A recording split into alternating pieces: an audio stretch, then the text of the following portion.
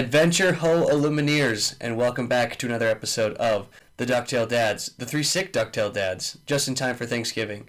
That'll be a recurring theme. Not the sick part, well, maybe, but the Thanksgiving part, right? So being thankful and the things that we are reflecting on and thinking about what we're thankful for this time of year. I think important exercise for both us as parents and y'all out there, hopefully, as well as, questions that we're asking our kids, right? What are you guys all thankful for too?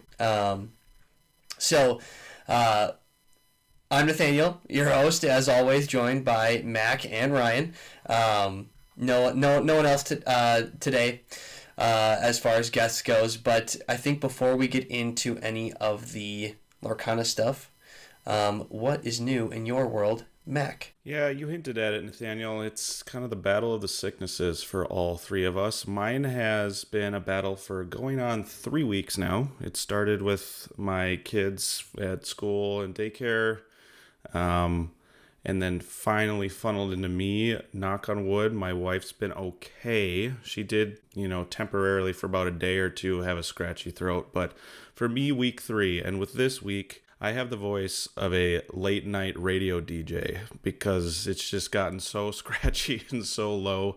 My little one this morning, actually, it was just turned to me when I got him out of bed and was like, "Dad, your voice sounds funny." And he's not wrong because of how low it's gotten. But we'll see if my voice lasts throughout the duration of this episode. That's the goal. We will move on and persevere. But other than that, what's new in my world? Nathaniel and I, we attended the Team Sealed event that we alluded to in our episode last week. So we'll talk a little bit more into that. Just kind of a quick tidbit on that. Love Sealed. I think... especially being a part of a team event, it was a whole new different atmosphere, at least experience for me. And there were a lot of fun players there, players that we've gotten to know pretty well in the community over the course of our podcast, right? And so it was fun seeing everyone there. And I think it's kind of solidified that from a limited side, Sealed is truly my favorite limited version. More so than Lorcana or Draft or kind of like I know some people do starter deck sealeds. I've done that once in my very first time with Connor when we first got into the game. But yeah, I think sealed overall is very much progressing to be my favorite limited style. But on a non-Lorcana front, other than the sickness, a little bit of a sad, I think we've alluded to our love of Minnesota sports. And these Minnesota Vikings are quite depressing on our side. So it's been a difficult season. That's kind of been my other thing. But on the bright side, all 4 of my fantasy football leagues won this week. So pats on back. I will take the wins where I can get it when my hometown team seems to be struggling. So that's the biggest thing. Is this is my favorite time of year for football, Thanksgiving. Very much excited to be a part of it every single year. And I don't know, it's definitely my favorite week of football. So looking forward to that as well.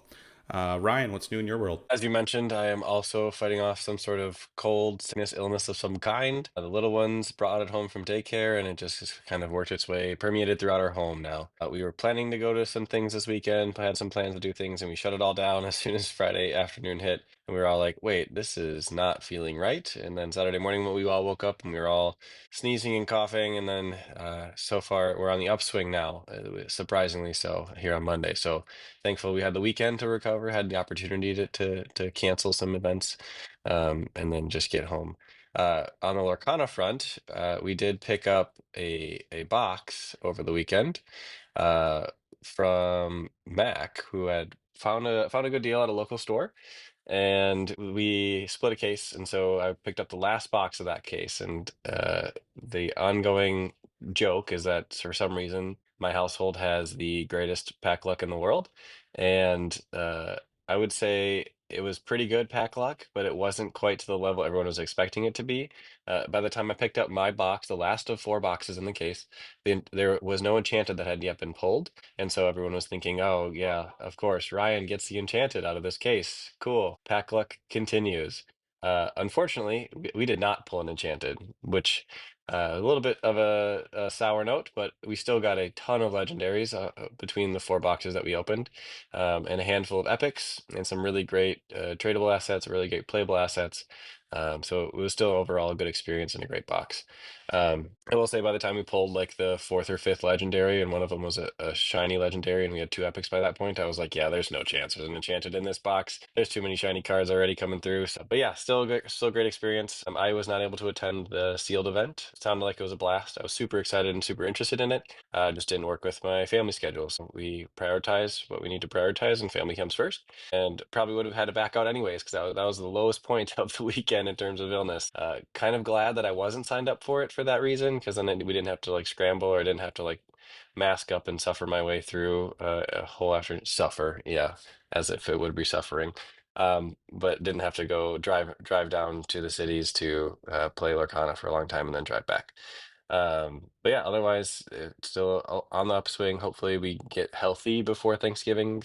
Our Thanksgiving celebrations are not happening till the weekend, so we still get an extra couple of days of recovery. But hopefully we're all healthy and on the mend for that part of the celebration. Nathaniel, what's new in your world? Yeah, so before I get into my piece about what's new in my world, I do also want to note that this video, and hopefully every video or every episode thereafter, is on video.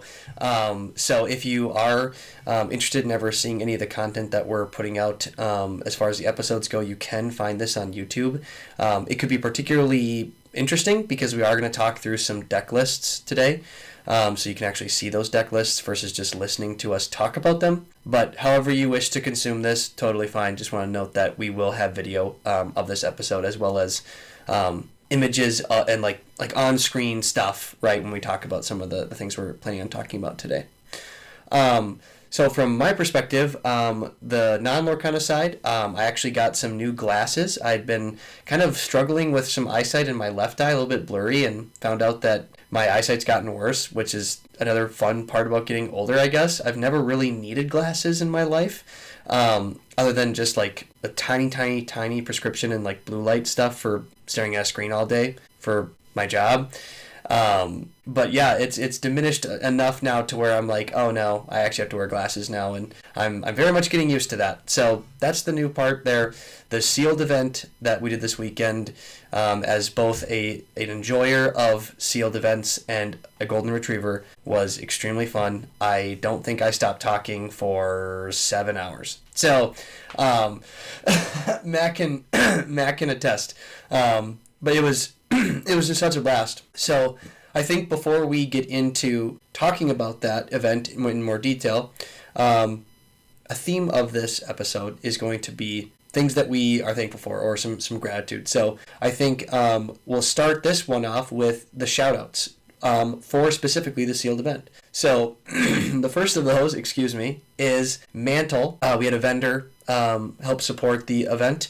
There was like all sorts of single cards and packs and other goodies. I think he sold a lot of stuff to the group of about 24 players that was there.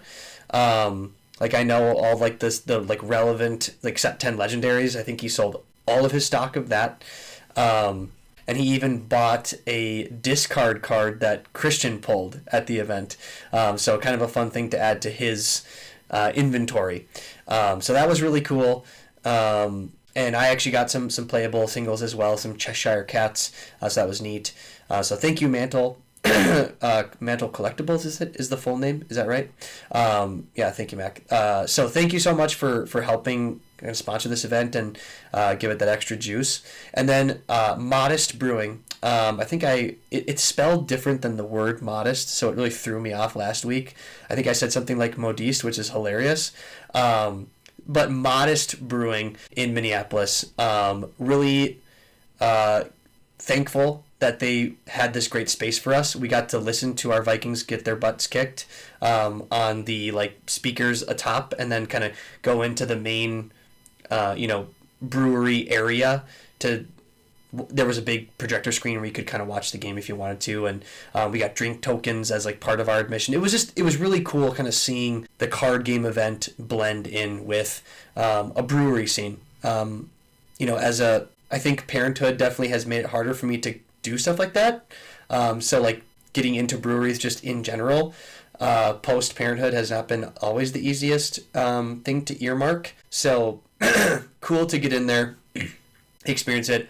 I'm going to pass to Mack as my voice is really struggling. Mack, anything else that you're thankful for from the sealed event before we talk about how it went? Yeah, talk about the struggle is real, right? That'll be another theme on brand, not only what we're thankful for, but trying to muster through this episode in terms of our voices, right?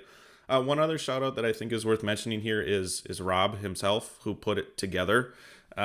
He has a really good relationship with Modest Brewing. I think he knows either the owner or one of the supervisors there.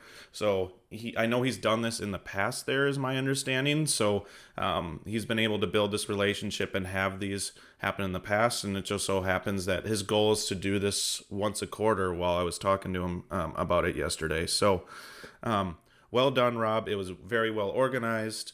You ran it well. You hosted well. So shout outs to you. It was just a fun get together, very laid back, which is what I prefer, especially upon release. I know we're kind of 3-4 weeks into this set, but it still feels relatively fresh and new in the sense that everyone's just trying to figure out what these cards do, right? And he hosted that very much on that theme, which is very much appreciated, at least from my perspective. But yeah, there were a lot of fun people there. The Love and Lorcana crew were there. Both Christian and Hannah were there. A lot of people that were at Milwaukee. AJ, Grand AJ, who put on the anniversary events and that runs the Discord and all the Facebook, right?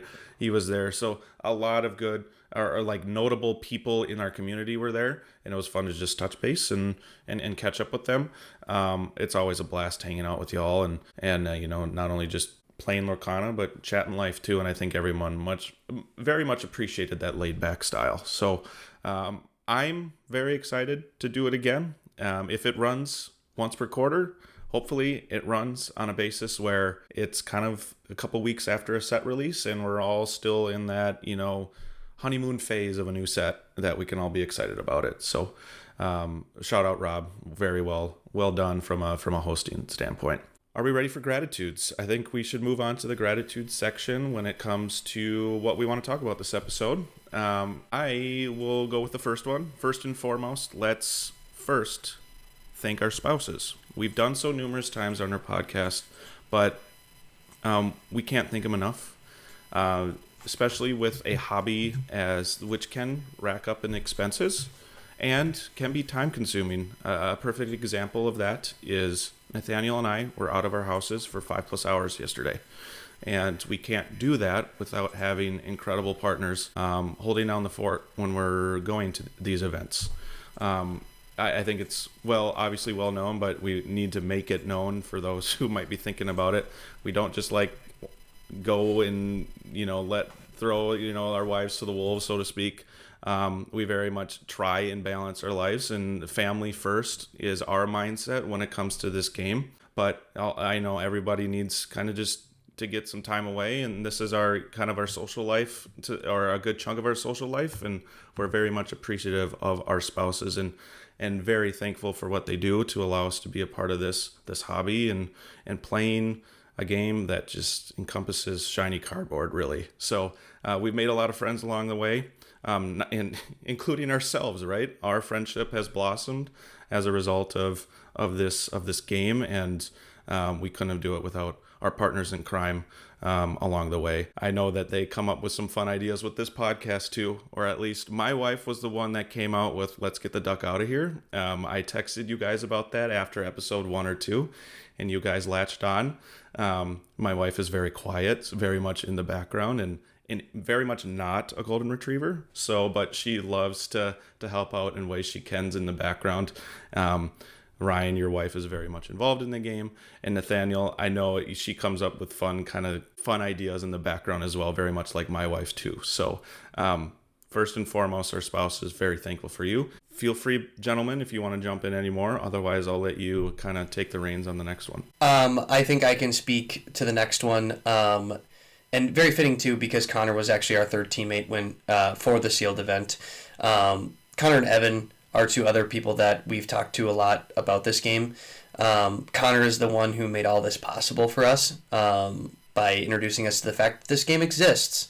So he really got both Mack and me on this hype train, and then I pulled in Evan and Ryan as our fourth and fifth kind of core, people that have our own, like, we told, actually Connor had mentioned to Christian after the sealed event that we have our own Discord channel for the five of us that we chat about, and he's like, oh yeah, like the private Discords are always the best. And I think it's a great way. I think Mac, you mentioned bringing the three of us closer together.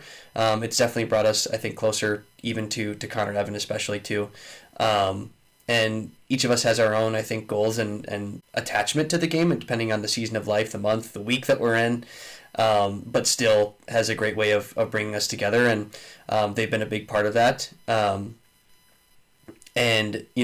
hope that we get the opportunity with Connor and Evan to travel to one of these bigger events. We talked about how much of a milestone it was for us three to get to a DLC. I want that so bad for them too.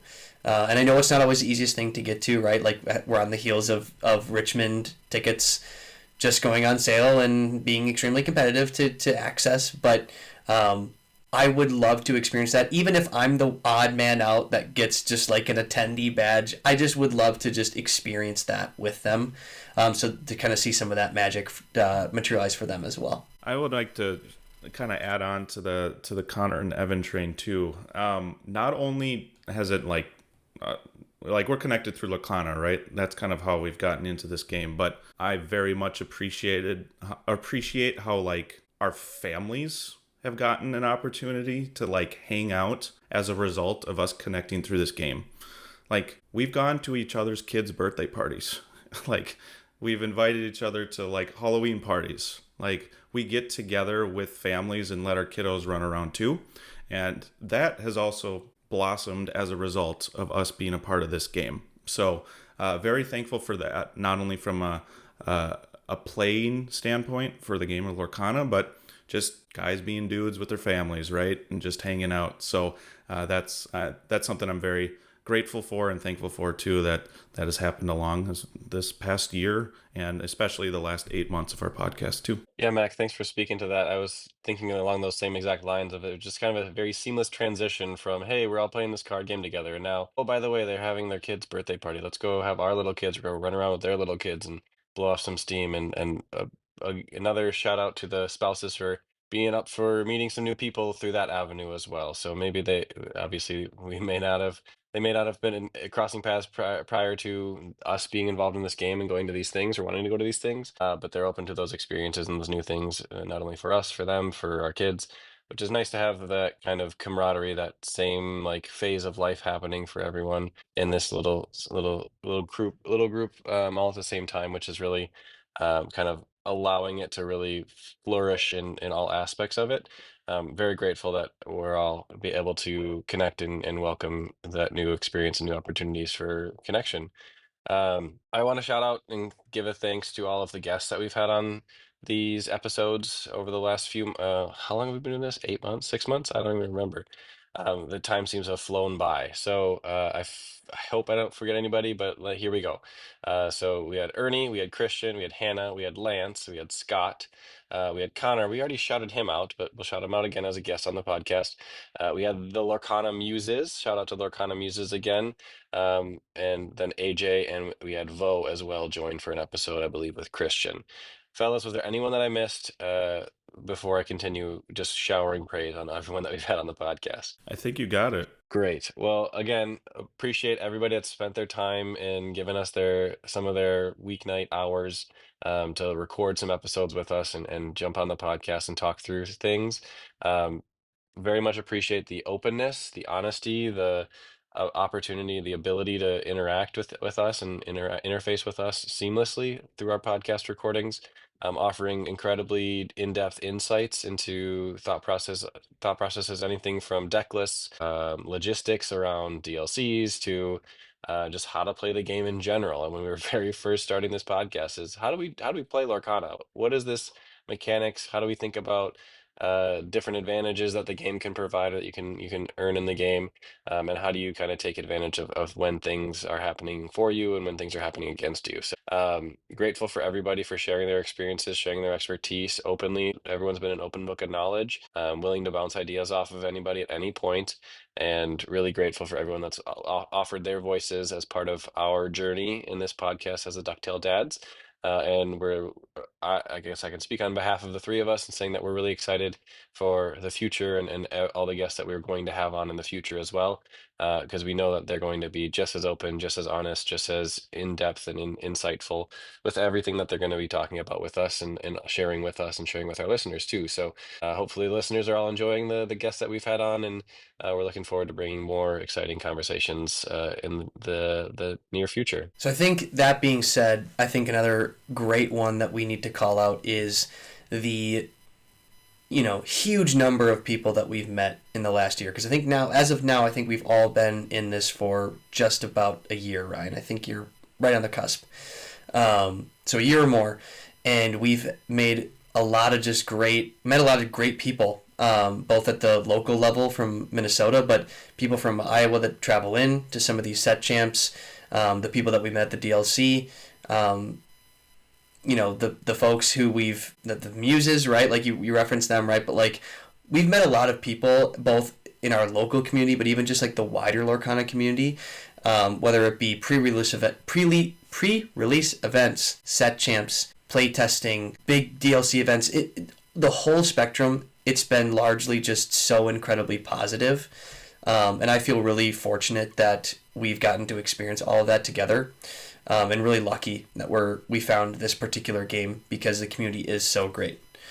So that being said, we saved the best for last, and it's the listeners. So for any of you that are out there listening to this right now, you are so appreciated, tuning in to us, reaching out to us through channels and giving feedback, cheering us on, right? Like we've been watching our numbers change over time.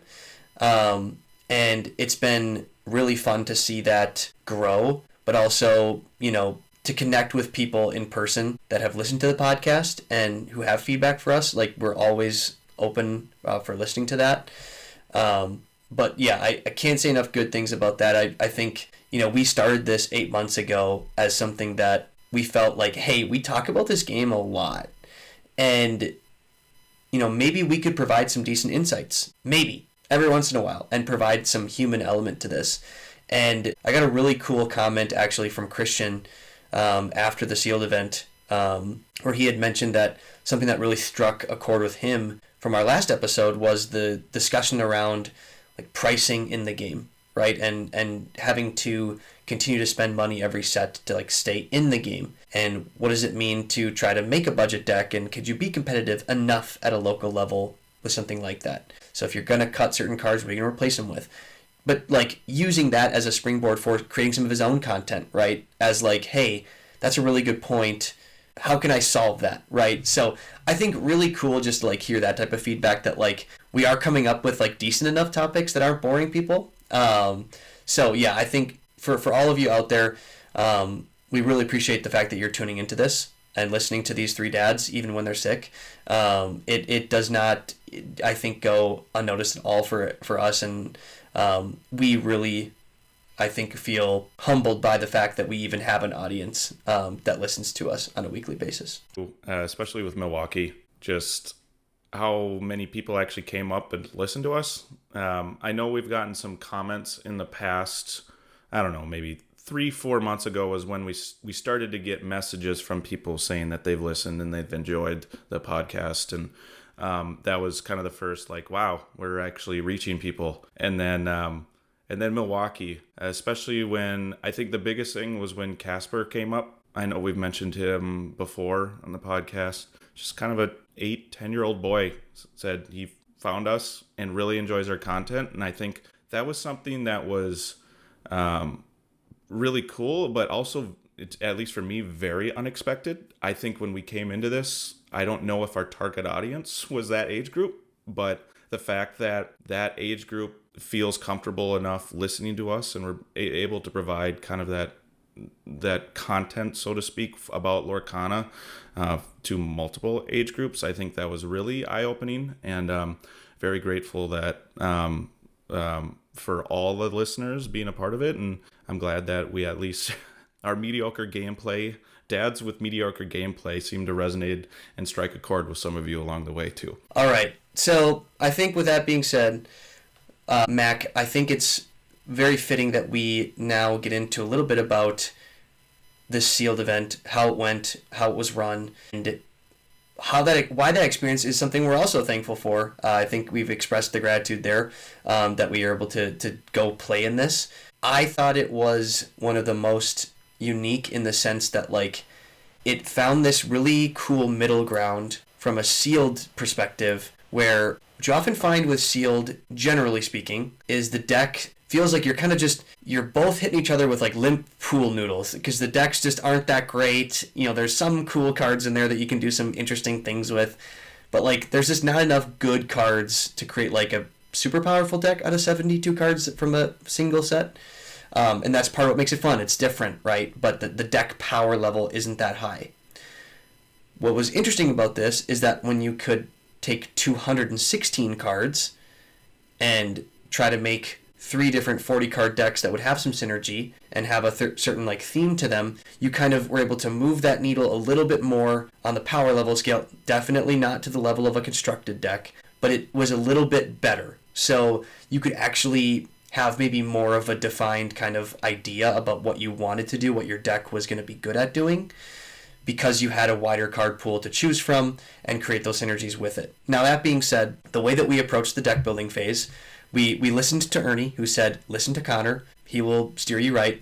And we basically, the 3 deck types that we were going for were a detectives build, a meat stick build, or just beefcake deck, I think we called it, of just like big, huge characters that just eat up other decks, and then kind of a ramp deck with some other maybe cool high rolly aspects to it. So I had the detectives build, Mack had the beefcake build, and Connor had the ramp into interesting kind of action synergy stuff.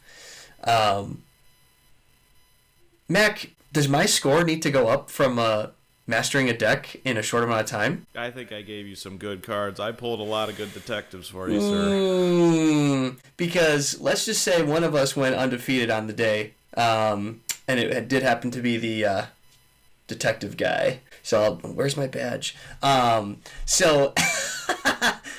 to ask the question to Ryan, actually, because we haven't told him this exact number yet. But 216 cards, we want to build a detective deck. Guess how many detectives we pulled from 216 cards. I would have to guess there's a lot of detectives in this set. A lot on the common and uncommon scale, too. I would say you probably pulled 112 detectives. We pulled 14 detectives.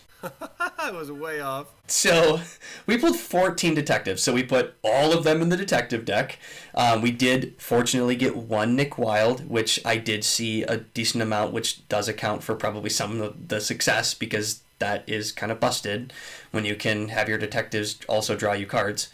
But because of this, only 14, you need to get up to 40 cards. And so it's 14 detectives. There were a couple items that had detective synergy, so there were 2 detective badges that we threw in. Important card I'll talk about later, which was kind of hilarious. But then there was 24 open slots then to try to like do some stuff. So Connor was nice enough to be like, hey, I just happened to pull a bunch of removal, so like have some Thunderbolt action. And then he hurled his Thunderbolt. It's New Zeus, right? He pulled a couple of those. He gave me one of those. But then I was like, okay, we have to fill out like half this deck.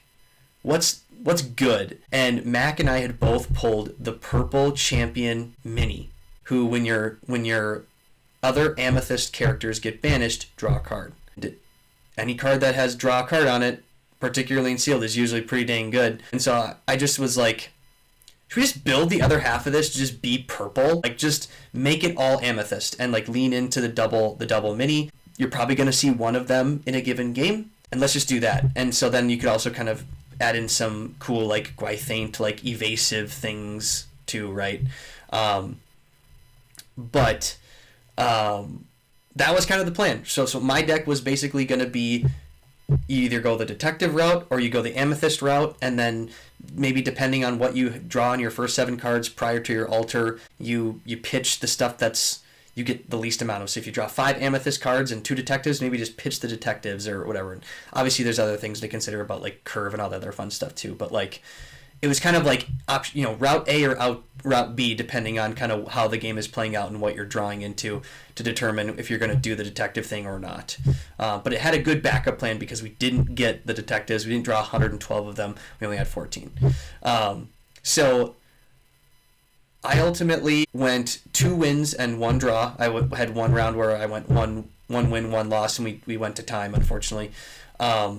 But one of the most valuable cards for me, and this is what I love about Sealed, was this badge I referenced. The detective badge. It's a 1-cost item. You pay 1 ink, exert it, and you can give a character the detective classification and resist +1. So like, this is probably never really gonna get a whole lot of play in Constructed.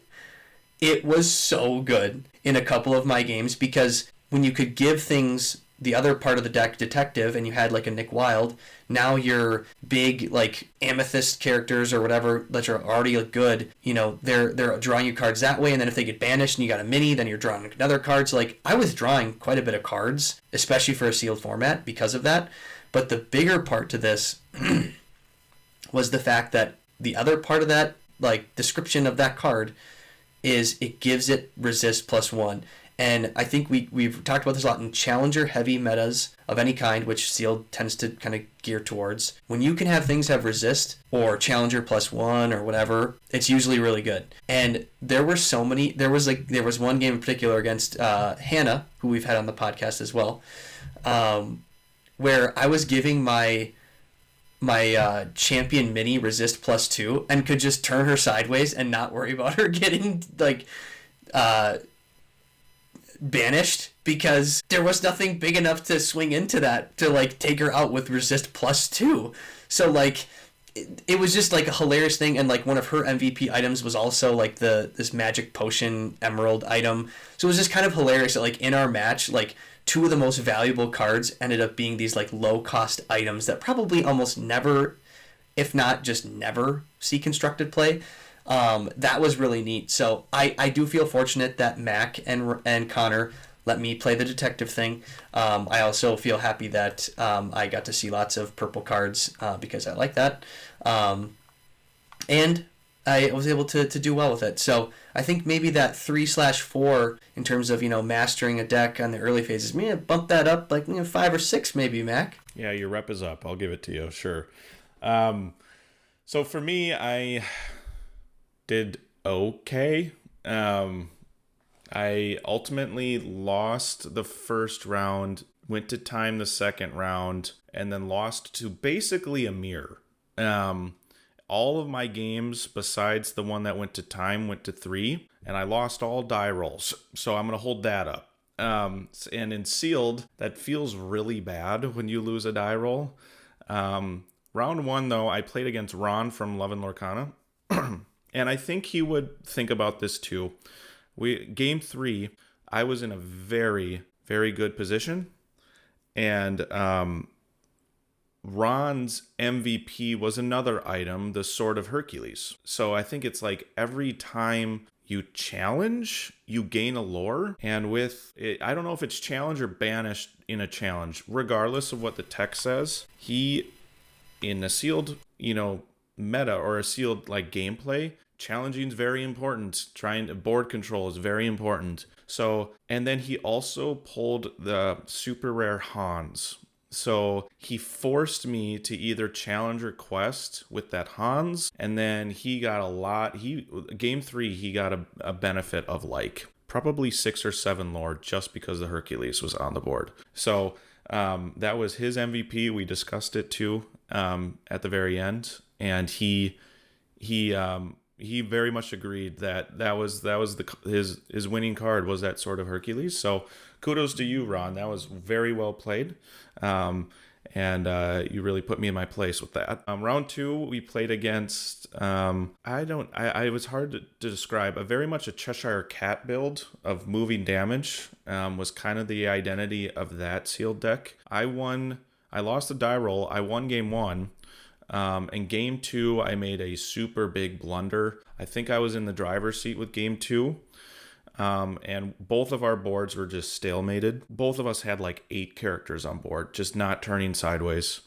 And I thought I did the math correctly in my head where I could start then turning sideways. And for me, I just haven't really tested at all this set. So like the new way of boosting moving damage aspect just did not calculate that properly. And what I thought ended up would be a winning turn the next turn, he ended up wiping more characters on my board and ended up taking control. If I would have waited an extra turn and just kept everyone upright and then quested the next turn, I think I would have won, which is a little sad. And that was the one that ultimately we went to time, because that second game took about 35 minutes, and I was in the driver's seat because I was on the play, and up like 8-0 in game 3, but we went to time. My opponent was Michael. I've gotten to chat with him both at Milwaukee and at a couple set 7 set championships, because I wasn't able to attend set 8, or 9 for that matter. And he was a Ruby Sapphire player, so we got to reminisce about that a little bit and have in the past. But he's a really nice guy. Very good player. So when you make a mistake against a good player, they take advantage of it. And he definitely did. So kudos to him. He played very, very well. And then game 3, we played against Christian, Hannah, and they had Becky.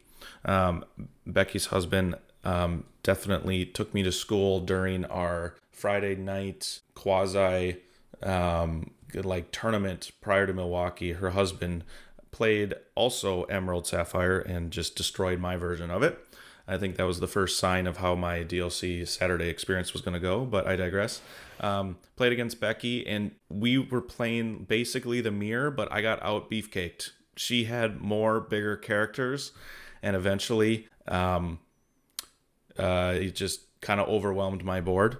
We went to game 3, did well, as best as I could, but eventually when you're on the draw against a more powerful beefcake deck, you kind of just lose steam. So that's how it went. But all in all, very fun experience. Had a blast. It was fun opening the packs together as a crew. I think that was kind of my favorite part of the event, and like discussing how we wanted to do the decks together. That was really fun. The team and deck building aspect was really, really fun, and I'm glad that's we got to think of strategy together, which I think too. One thing that I think we learned too along the way, Nathaniel, very much our first match, we really didn't talk to each other at all. Like we were like lined up in a row. For those who are on video, I'm just kind of like hand gesturing here. Lined up in a row, and then our opponent was directly across from us. And you could show your teammates your hand at any point during the game and ask for help, right? And we just weren't used to that. And then game 2, I think we saw our opponents doing it, and we're like, oh, we could have been doing this whole time. Or match 2. So we started to do it, and then really in match 3, Christian, Hannah, and Becky were very good at it, and I think we started to get into that. So I think that's kind of a lessons learned for the next time we do it, is like, yeah, you can actually talk to teammates and it's okay. So and that was really fun when we did it, when we talked strategy. So overall, that's how it went for me. Really fun and excited to do it again. This sounds like an incredible experience that y'all had. I'm excited for the next time around. Hopefully I'm able to make it and we can make it work, so I can attend as well. But it sounds super cool. Now that you've been through it once, do you feel like you're going to be more successful the next time? And the second question that I have for y'all is, who pulled heat? What were the biggest hits of the day? Did anyone in the room pull any super shiny cards? Y'all went through a ton of packs. I think at least 2 cases, I would assume. So what were some of the best pulls out there? What were some of your best pulls? Let the listeners know. Let them join in on the fun a little bit. Yeah, so I think a couple things. First, I did want to touch on one thing that Max said. Our first round opponent was Love and Lorcana, so extra shout out for them. We're actually on their website as we have a shout out section like on their website, so they're so cool for doing that. You guys are amazing. The second part, I want to just say this, well, because Mac mentioned it. I won every dice roll, so that does mean something for sure as far as like success, especially in sealed. But as far as like doing it again, I think Mac nailed it with the piece about like talking to each other. So I think Connor had finished up pretty quickly in like the second round, and he like talked me through a play line because he can look at my hand and tell me, and I was like, oh yeah, like that's way better, and like, oh yeah, like that character has evasive, because like you don't always know, like you're not as familiar with these cards, right? And it's like, oh, like sometimes you just get like locked in on maybe like a certain thing that you want to do, and then they're like, actually, like this is better. You're like, oh yeah, you're right, because you have a second pair of eyes that is like seeing the board from a slightly different angle, right? So I think that was one piece that I would just double down on as far as like the success for next time is like really leaning into the team aspect during the gameplay. We were really like team oriented as far as like deck building and like, you know, going back and forth about like, is that card actually good? No, that card's buns, don't use that. Like that was really good, but I think we got like slowly better along the way about like talking through what might be the best play given your game, even if it wasn't your game, right? Like, because I'm already done, or even if I'm in my game and I'm just kind of like waiting for the other person to kind of make a decision, I can be like, hey, you know, yeah, do that, right? I would totally say for the next time that I think even if we went like 0-3, I'd still have so much fun next time we do this. It just, the whole experience was so cool and unique, I think is what also is fun. As far as pulling things, I did pull an epic Gaston, which was cool. And I also pulled a legendary Horseman. So that card, alluding to some recent weekend success, has become a pretty good card to pull. So that we did not use it, I don't think, unless Mac, maybe you had it in your deck. Okay. So I gave it to you for your beefcake deck. But yeah, that was kind of the two kind of primary ones for me. I don't think I didn't pull like anything that I wanted for constructed or anything crazy outside of that. So like modest but good, like not like anything to scoff at. And I pulled a lot of super rares, but nothing to write home about. No Mowgli's. Yeah, I think so. I pulled two legendaries actually, not very much like meta relevant from a core constructed perspective. I pulled the Cauldron, and what was the other one I pulled? Do you remember, Nathaniel? Didn't you pull the Daisy, yes, purple, the Daisy, or the blue one, the big blue one? Yep, the Sapphire Daisy. So that one could see play. I know Daisy is maybe built in kind of these amber sapphire lists. Very much when it's exerted, it's a ramp aggro deck. So Daisy seems to work pretty well in that style, and it's a shift, so you can shift onto the 1-cost Daisy too. So I think that's why there's an opportunity there for that card to be played in that deck. But I think ironically my biggest pull from a meta perspective is the super rare Judy Hopps, with kind of being able to search through detectives with the Emerald Sapphire detectives lists. That's very popular in that deck and kind of a staple in that deck. So I think that's probably my best core constructed pull. One thing of note that we didn't mention, Connor's deck was very much focused on ramp, and he had a lot of the removal actions. He pulled himself 2 Baby Zeuses and 2 Dragonfires. And we, amongst the 3 of us, had 2 of the super rare Lady Tremaine's Whisper. So he took both Lady Tremaine's. I think, Nathaniel, you took one of the Baby Zeuses, and I took one of the Dragonfires. But the idea for Connor's deck was to play those removal spells, play the Tremaine, and then recycle those spells through the Tremaine's ability, being able to play those for free from the discard when you boost it. That was the idea. I think what was unfortunate, the 2 matches that Connor lost, the boosted card that went under 1 Tremaine was the second Tremaine both times. So he boosted with a Tremaine, which just statistically, I think he might have done that 3 times. It's just statistically wild that happened. But that was the idea of his deck. When he pulled it off, it worked really, really well. So I think that's kind of those instant removals very effective in sealed too. But yeah, in terms of core constructed, I probably for me was the Judy Hops. But to answer like your question, Ryan, about what was pulled around the room, there were 2 enchanteds. Not very high value enchanteds, but I think one of them was the Horned King enchanted. That was pulled by Michael, who was my second round opponent. And then I think a Nick Wild was pulled as well. A Nick Wild enchanted. So those were the 2 main ones. Actually, Michael ended up trading that into Mantle Collectible to get 2 more core constructed playable legendaries that he wanted. But yeah, that was pretty cool. We were a couple tables down from Michael's table, and when that was, all the gas went in the environment. You could tell that everyone, I think, initially was an iconic pulled, and then it was like, no, it was only an enchanted, folks. Just relax.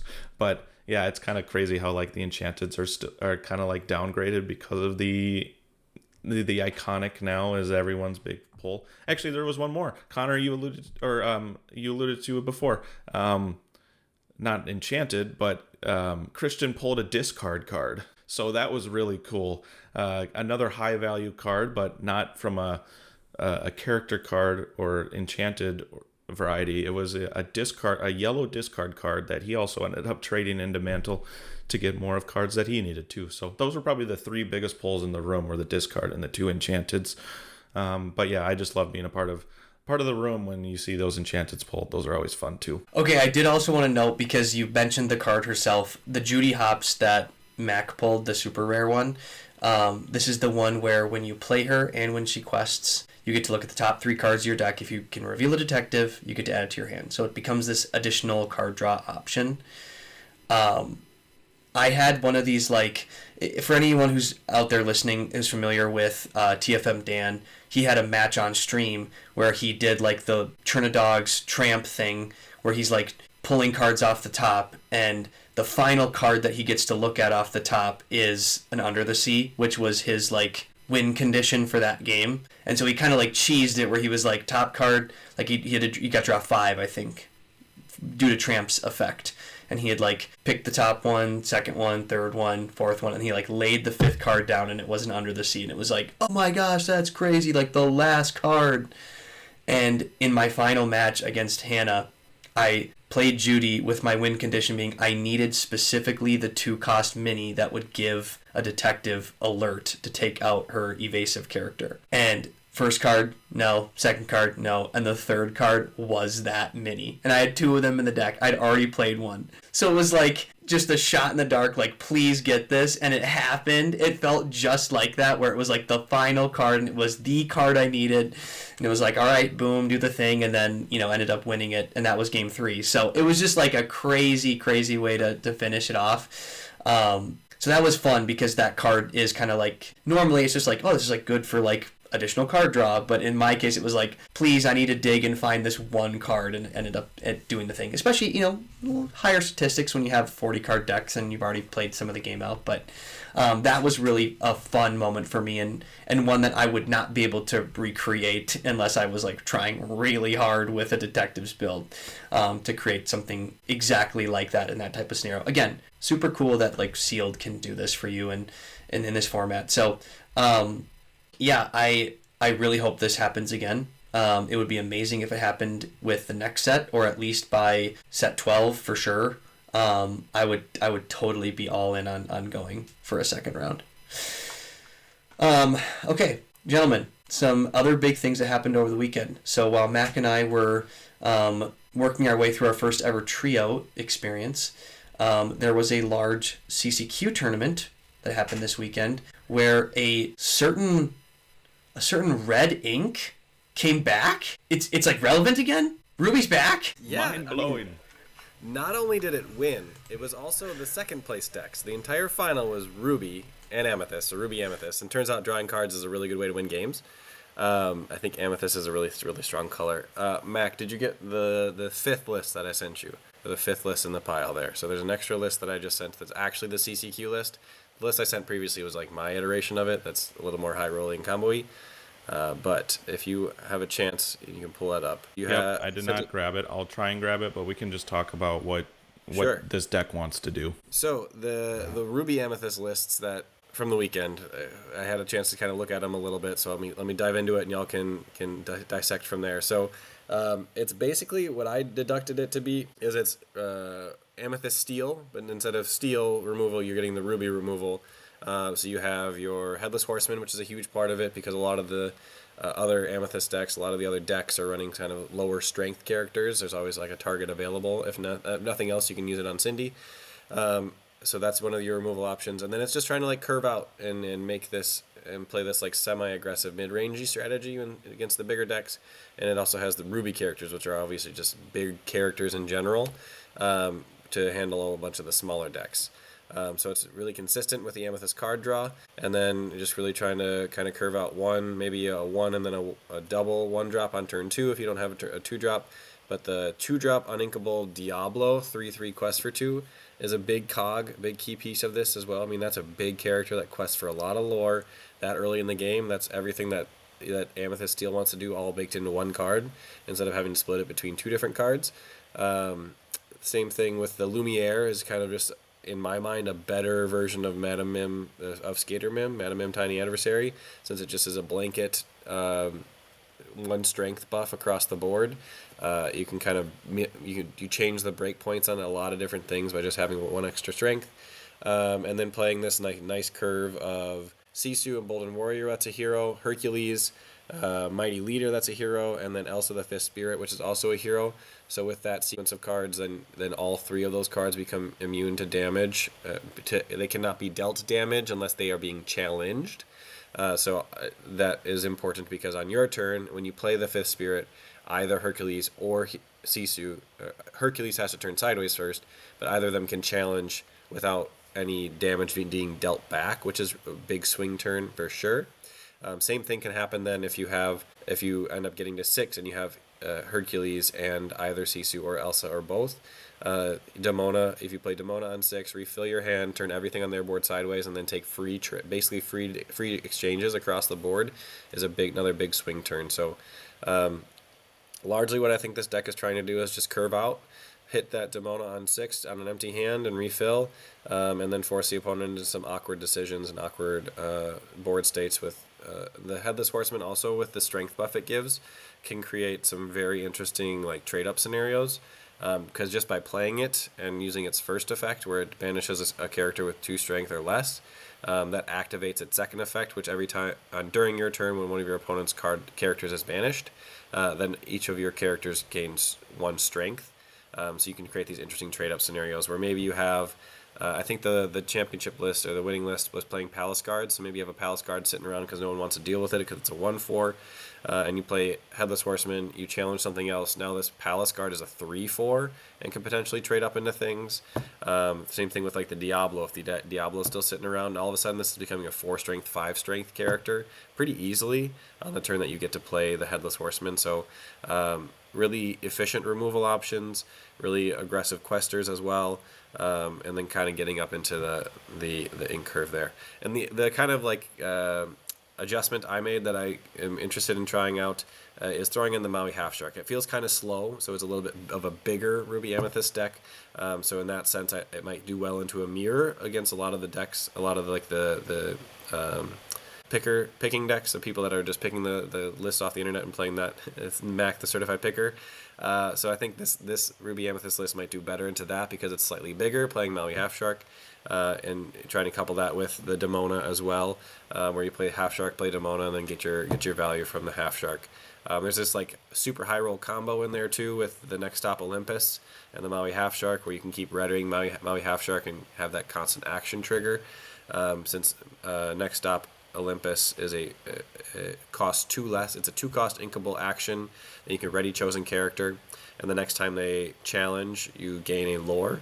But the important part is that one of the lines of text on the Next Stop Olympus card is that you pay 2 less for that card if you have a character in play with 5 strength or more. And so you can kind of play that for free and then keep readying Maui Half Shark and doing whatever you want to do other than questing. So that's kind of the spin I put on it. The card that came back into play now that has been kind of exiled the last few sets is the library. Belle's A Gift for Belle. And so that is now coming back in. That was in both of the winning deck lists as this like card draw option. Also, getting back into the deck list against any emerald decks that are playing the Malicious, Mean, and Scary and Prince Philip, Vanquisher of All Foes combination, where they sing the Malicious, Mean, and Scary and play the Prince Philip either for the Shift 6 or for the 9 cost outright, depending which type of emerald deck you're playing, and then wiping your opponent's board. So now it's not a free board wipe, it is causing your opponent to refill if you're playing the libraries and everything's sitting in the library, or you have to deal with the library first and you delay that board wipe a turn or two to make it much less efficient. So that's the gist of it. The other card that I'm really excited about in this list that we've talked about before, purple's just a fun color. Cheshire Cat, Inexplicable. The constant board pressure that creates is really important. Really important to kind of create these favorable board states or stall the game out long enough to get to your bigger characters, your efficient removal options in the Ruby that Ruby provides for you. So fellas, what are your thoughts on my list here that you're seeing, or anything you might have seen from the CCQ winning list from the weekend? I really like the inclusion of Maui Half Shark, to be honest. I just think like that on 6 and Demona on 7 would be really hard to deal with.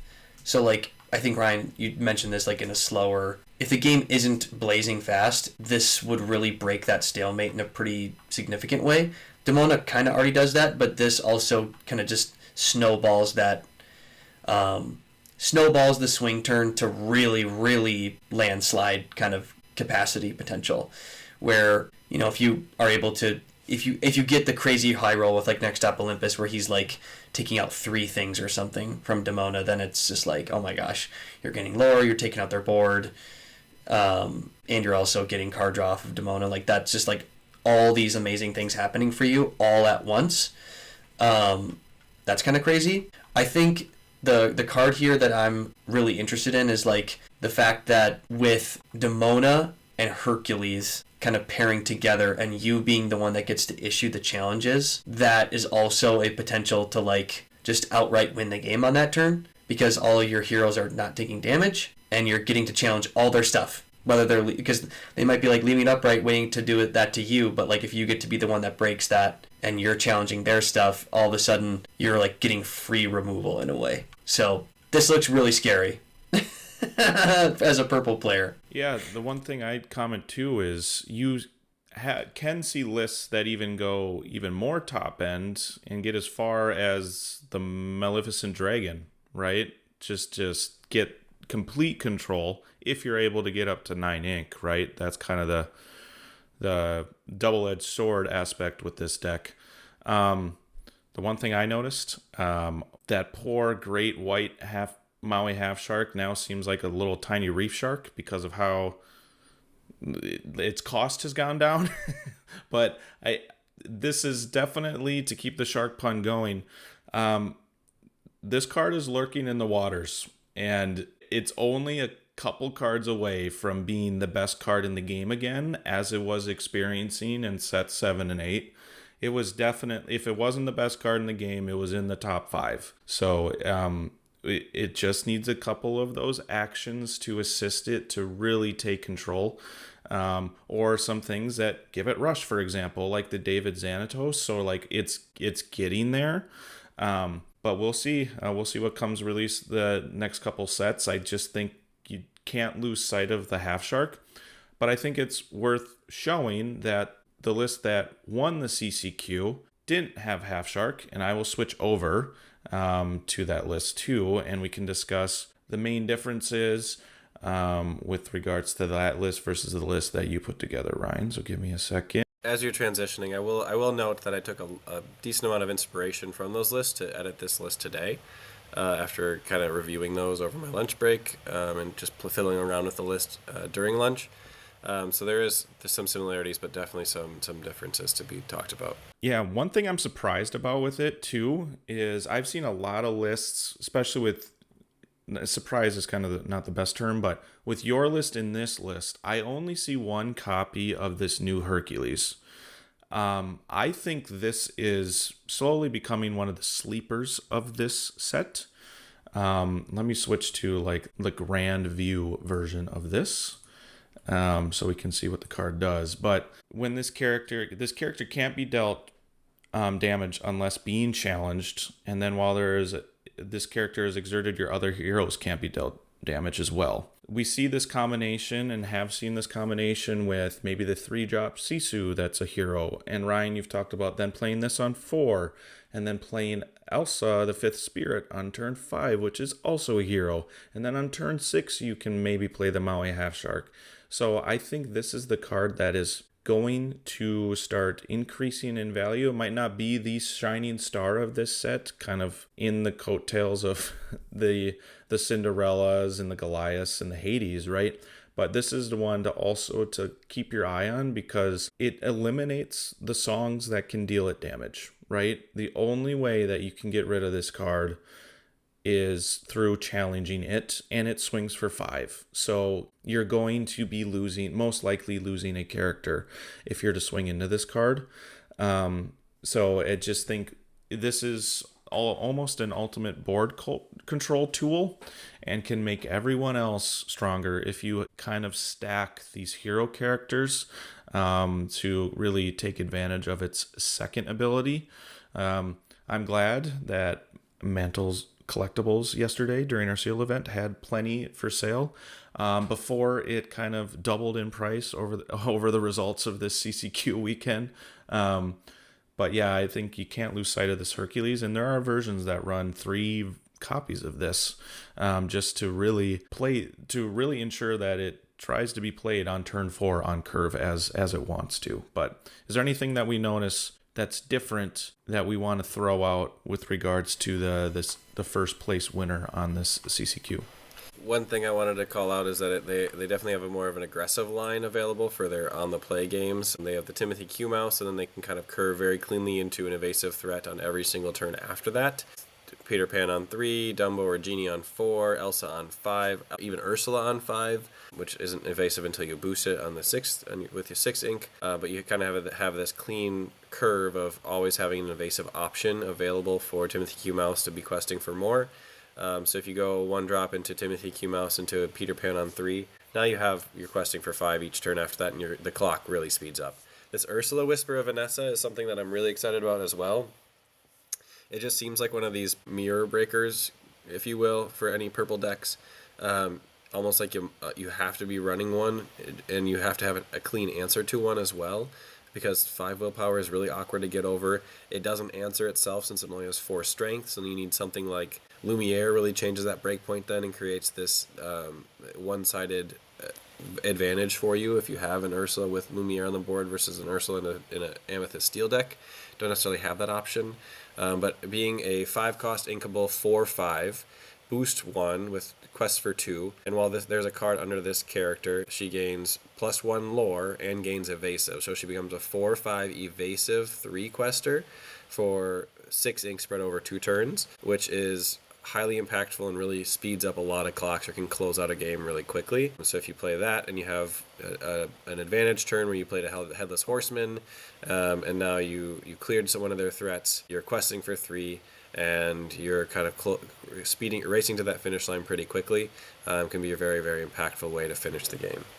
I think she probably finds a home in just about every Amethyst deck out there, because it's a high lore, high willpower, evasive character, which is always tough to answer for many decks. They also have 2 copies of They Never Come Back, and I couldn't decide if they were playing that as an illusion answer to kind of break the mirror for any opposing Iagos, or if it was just another way for them to slow down in a more aggressive deck, like a Amber Emerald Dogs deck, or an Amethyst Steel or Amber Steel deck, or an Amethyst Steel deck that's really, really low to the ground, or playing a bunch of Timothy Q Mouses and Tinkerbells to quest out really fast. But it kind of does buy you another turn, right? Up to two chosen characters cannot ready at the start of their next turn and draw a card. So it replaces itself, and you get to freeze two characters on their board for a turn, which is helpful for keeping things sideways if you were going to follow up with like a Sisu or a Cheshire Cat that can then take a favorable trade the next turn while the opposing characters are still exerted. And also of note, if they have multiple illusions on the field, it can banish multiple illusions at once. Since you choose up to 2 characters, you can choose both illusion characters for them to be banished in that way, which is highly impactful and some sort of mirror if the opponent has a bunch of Iagos standing up.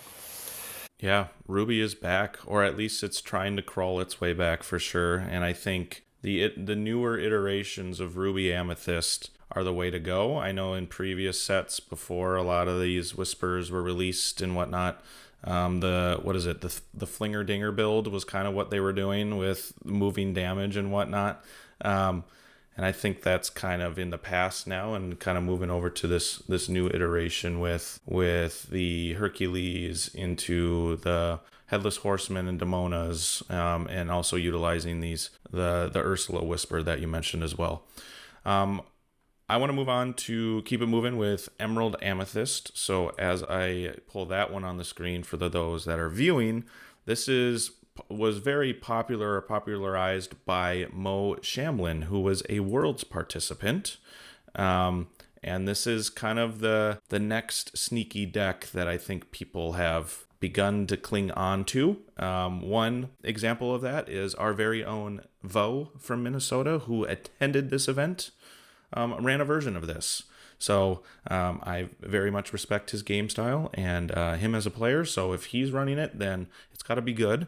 So, and it's it looks like there are a lot of big characters here. I see the Prince Philip. So trying to be available late game to answer that top end that these Sapphire decks specifically can ramp up to. So that's what I see. If anyone else want to jump on in and tell me a little bit more about this deck. So this is Mo Shamlin's list. I think he first brought it to like the Sharp Gaming event that's in Arkansas. That might have been the second weekend of the set.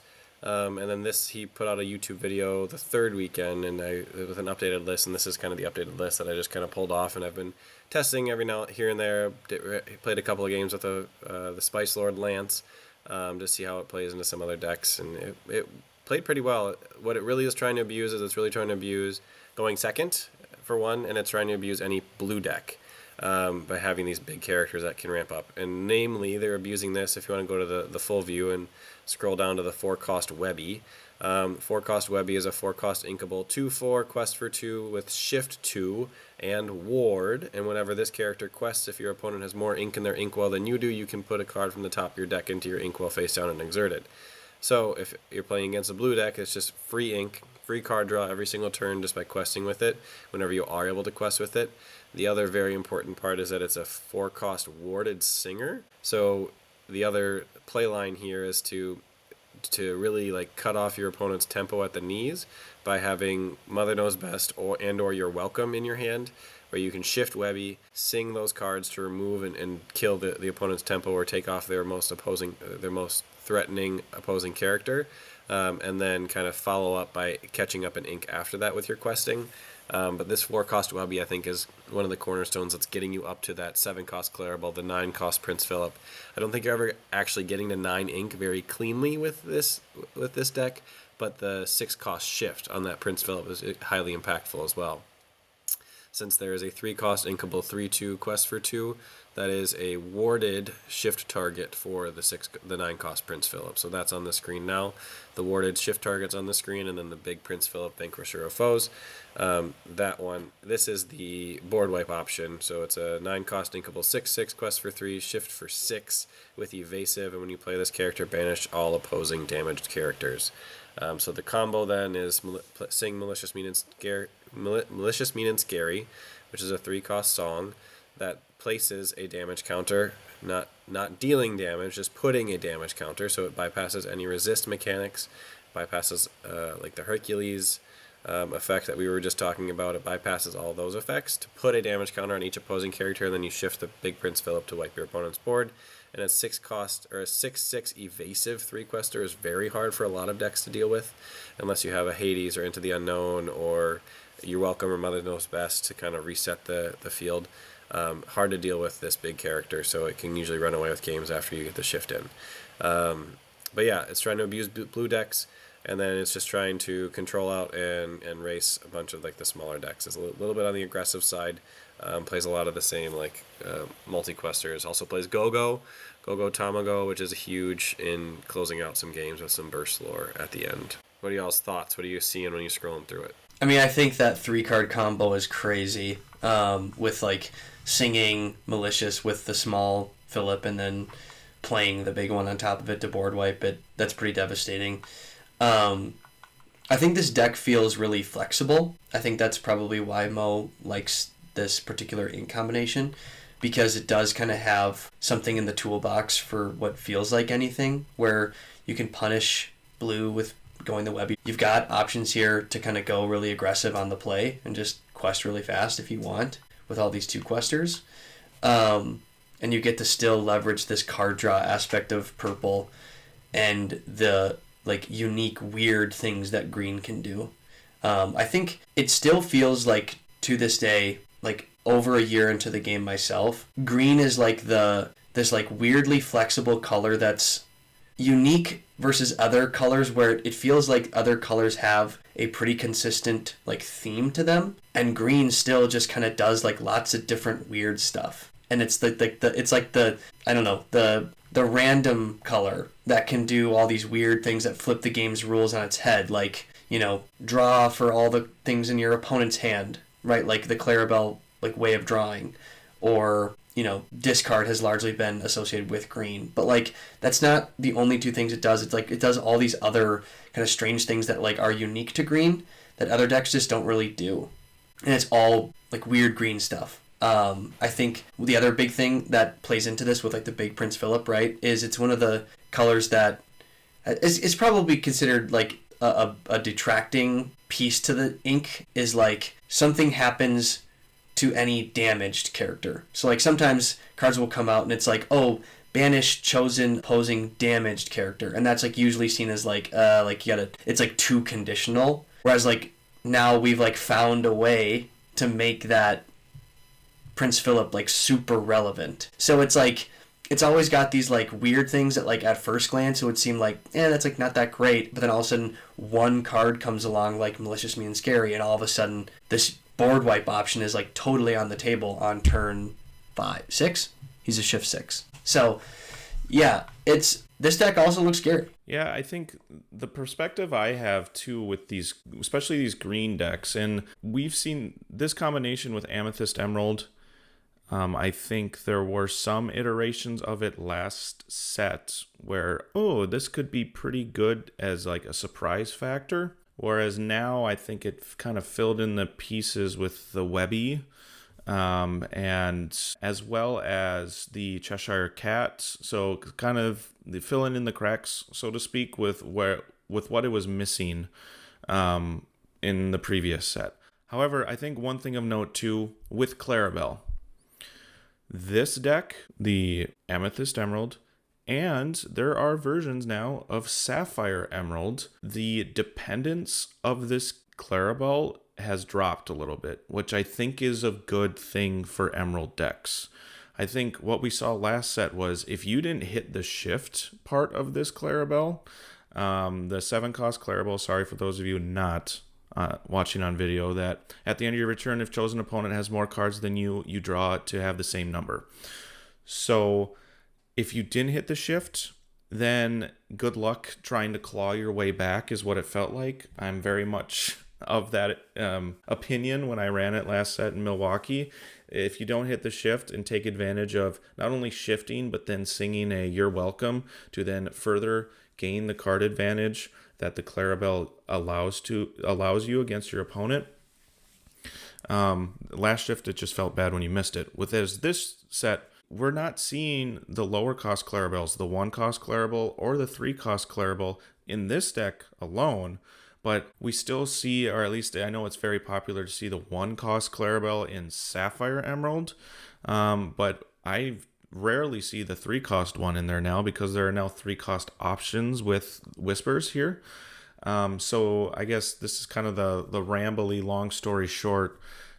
The dependence of the 7-cost Clarabelle to hit the shift line, the fact that that's lowered and there are more options to play within the 5-cost slot for these decks, I think is a big reason why we see these trending upward in the tier list, so to speak, from a core constructed perspective, for these decks, specifically Amethyst, Emerald, and Sapphire Emerald. So that's something of note too that I noticed when looking at this deck is there's no shift target, which I think is interesting. So let's move on to the next one.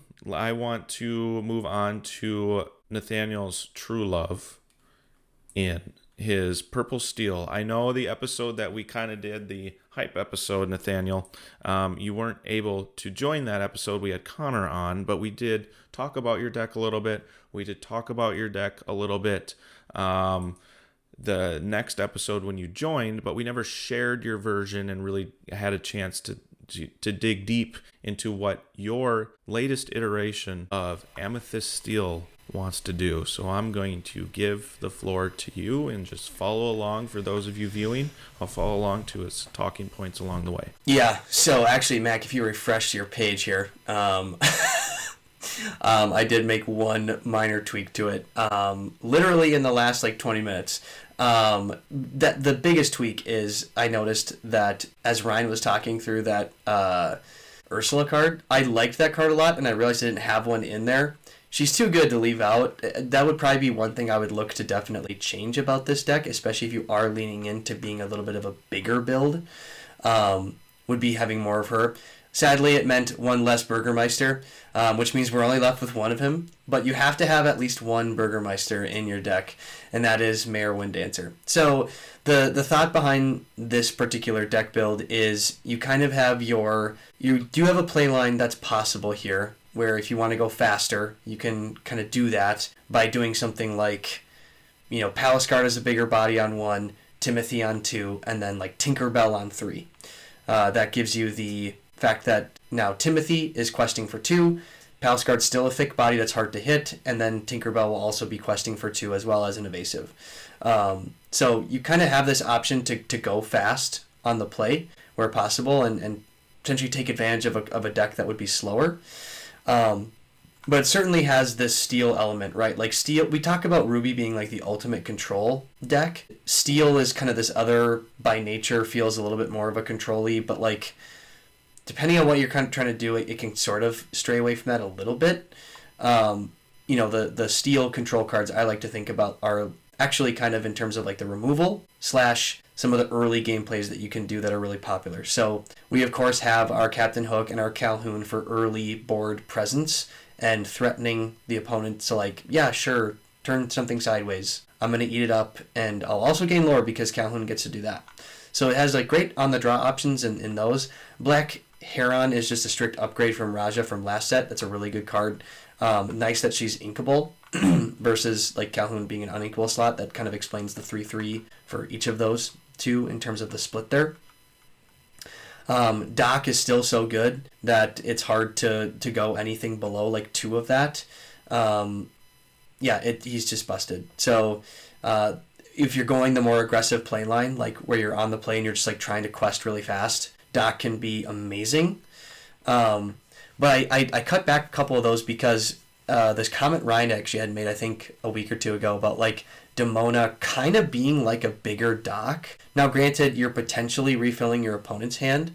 Actually, in the sealed event, Ryan, you would have loved this play. I played against Ben, master of all things sealed, and he played the Demona when I had 3 cards in my hand and he had 0. So he got to draw 3, exert all my stuff, take out all my guys, and basically just that turn won him the game because he got to refill, I didn't, and he got to challenge my board and do all the trade-up things. So I'm really high on Demona right now. I think from a purple mirror perspective, she can really break some things in your favor. So this legendary Demona is amazing. And she is this later game Doc play. And also she's a huge body, right? 5/6 quest for 2. That's just so good.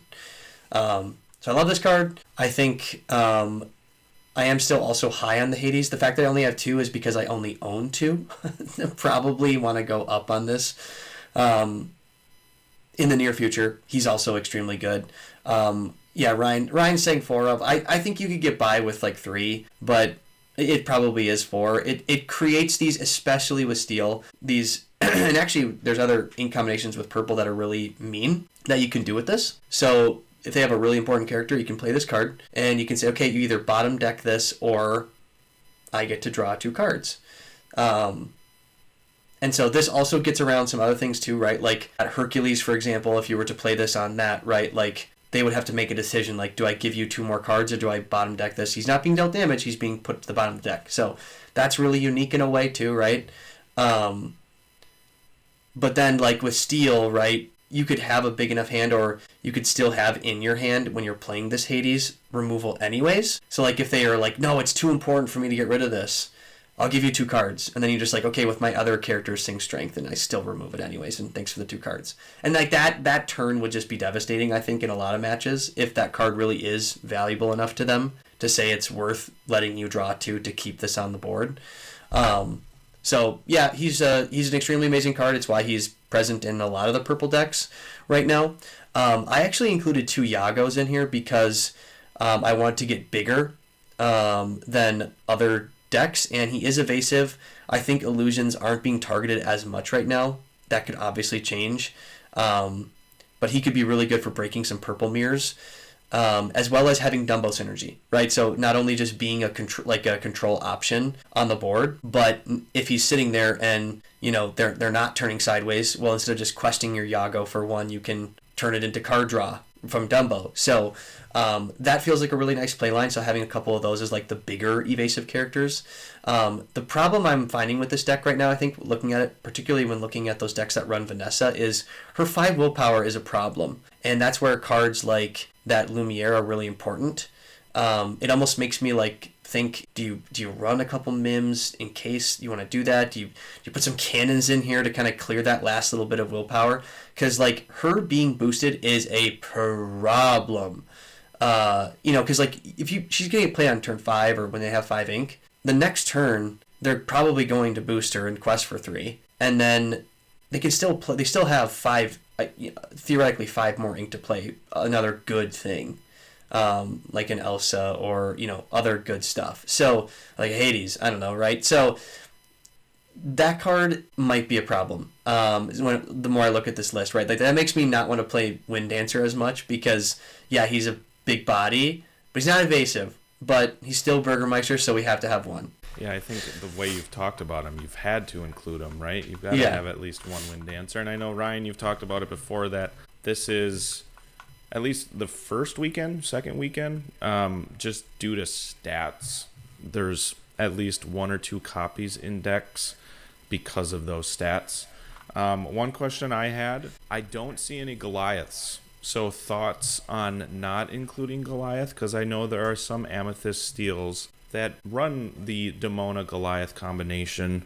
What are your thoughts on that? So I felt like from a card draw perspective, I thought I was pretty good with having Hades, 3 Demonas, Dumbo, and Doc. It felt like there were just, and Genies, quite frankly, that there were just so many other ways to refill the hand that I didn't really need to run Goliath in that sense.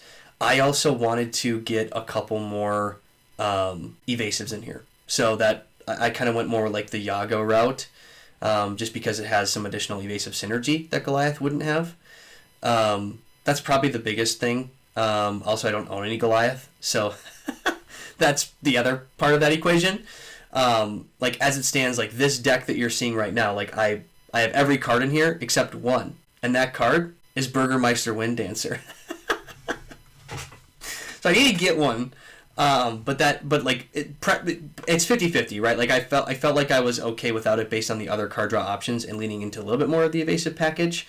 And also the fact that I just don't have the card. The other thing I was considering for this deck list, and you might just have this in a blind tournament, so like think about your standard local set champs or league night, right? Like they wouldn't know if you had it or not, but like 1 big Tink might feel really good in this.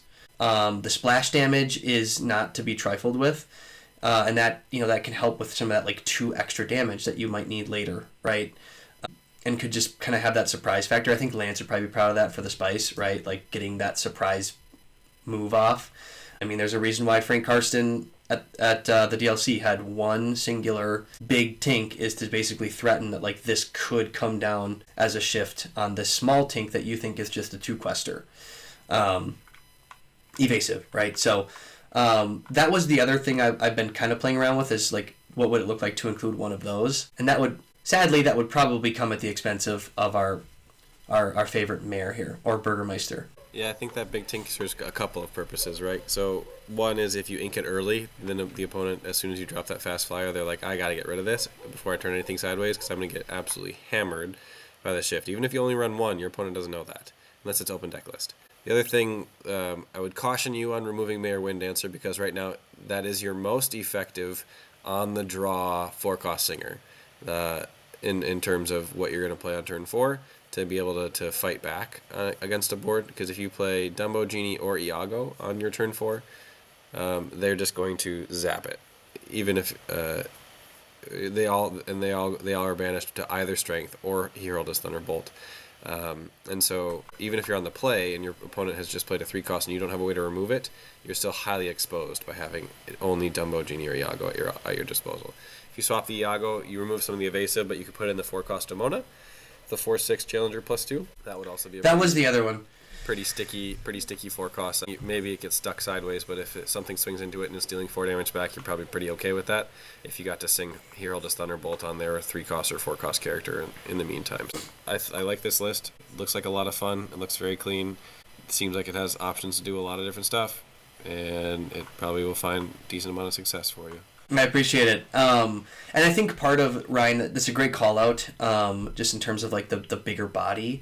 I think that's part of what I was hoping the Lexington would achieve, is being that bigger, like if you had to play something like a Genie or a Iago that could be susceptible to getting like zapped, right?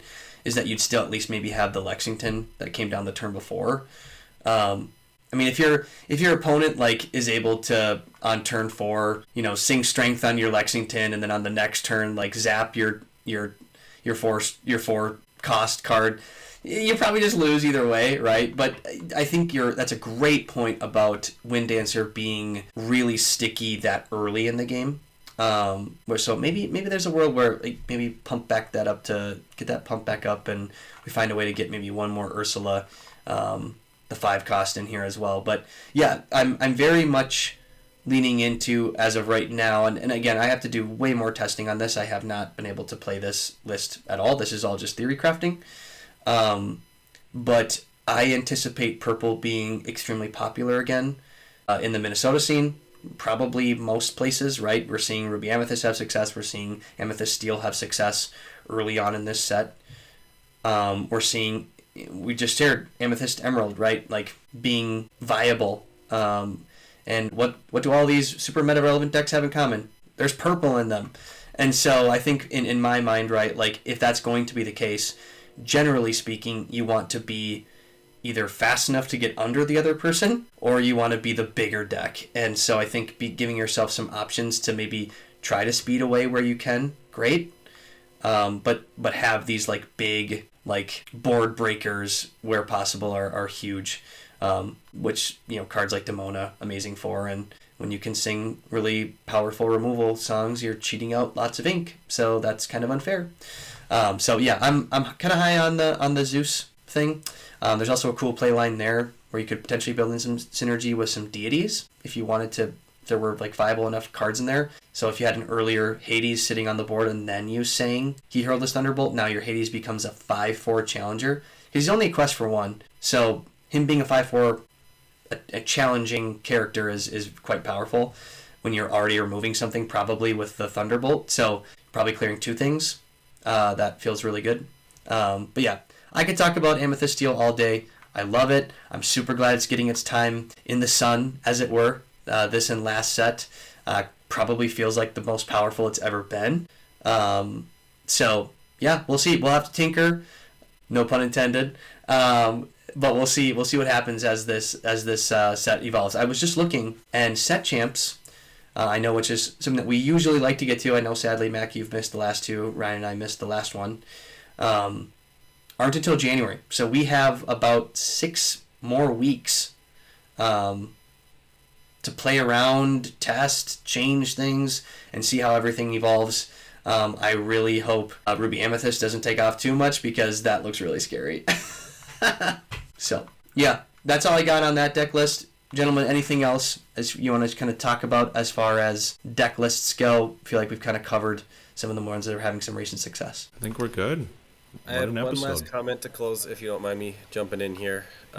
So just wanted to jump back to our gratitude theme for this episode and just say thank you to both of you. Grateful that y'all jumped on the opportunity and jumped on the idea of starting a podcast 8 months ago. I think Nathaniel and I were kind of mulling in the background of, hey, we're already talking till, for an hour or two, multiple nights a week sometimes. Why don't we just record it and call it a podcast, so we can kind of build it into our week and bake it in, so that way we protect this time, if you will.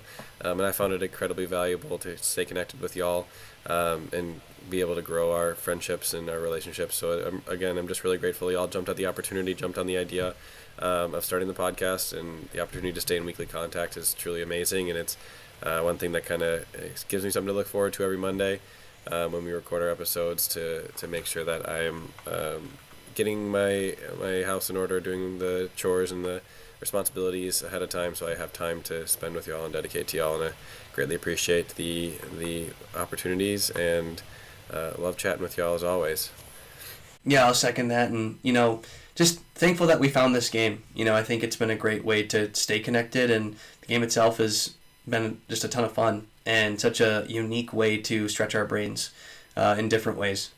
So, yeah, a lot of things to be grateful for. My son actually came home today with a gratitude book as an exercise for Thanksgiving break at his school, where it was like different elements of life, a hobby or a skill, or a thing that you like to do inside, a thing that you like to do at school or outside. It kind of got me thinking, like, this would be a great activity for, like, everyone to do, right? I'm going to spend some time this week just thinking about just generally the different areas of my life. But this is definitely among those, towards the forefront of our brains a lot, and I'm very thankful for that. So, as we've mentioned on the podcast before, you can find us on Spotify and Apple Podcasts, and now video on YouTube. So those episodes you'll be able to see our sick faces, not just hear our sick voices. So yeah, thank you again on that gratitude theme for listening. We will see you all on the next one. And gentlemen, let's get the duck out of here.